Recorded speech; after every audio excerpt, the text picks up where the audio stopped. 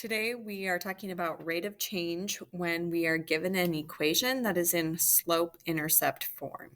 So the way we find change from a situation is we would take the new value minus the old value. So for example, in part A here it says at 8 a.m. on January 1st, the temperature in Dickinson was 4 degrees. By noon, the temperature was 16 degrees. How did the temperature change? So first think about, did it increase or decrease? We went from 4 degrees to 16 degrees, so that's obviously an increase.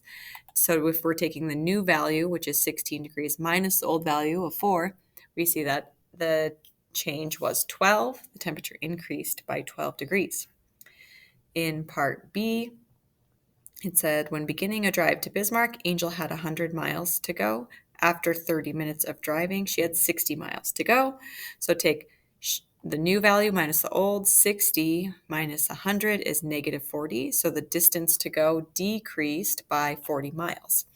Now, when we factor in, that is just the change that happened, not the rate at which it happened. So back to the temperature, we would think about how long did it take to go from 4 to 16 degrees, and then we would divide by that to find the rate.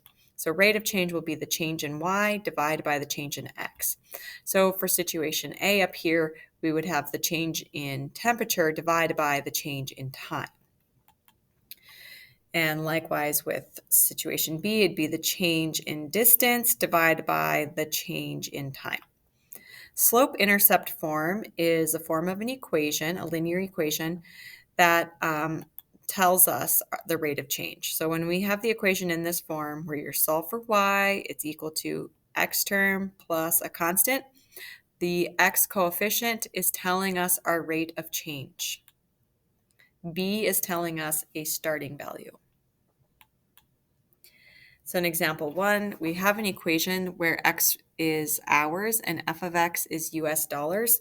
We want to find the rate of change. So let's see what happens after 0 hours. What is the value? So f of 0, 15 times 0 would be 0. 0 plus 8 gives us 8. Let's see what would happen if we put in 1 for x. So if we had 1 hour, we'd have 15 times 1, which is 15. Add 8 is 23. And let's see what happens at 2 hours.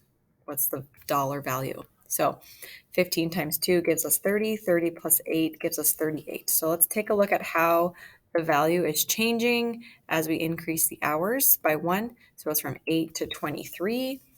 That's a difference of 15. From 23 to 38 is also a difference of 15. So our rate of change is $15 per hour.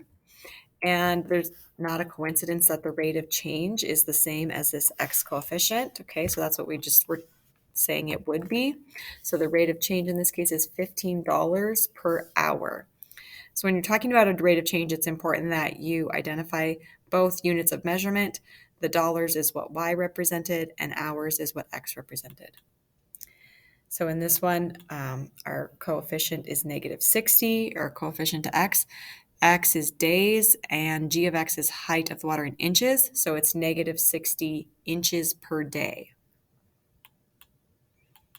In this one, there's no context given for what x and y represent, so our rate of change is just that x coefficient, 1/2. For number 4, again, we don't know what x and y represent, but our rate of change is negative 3/4.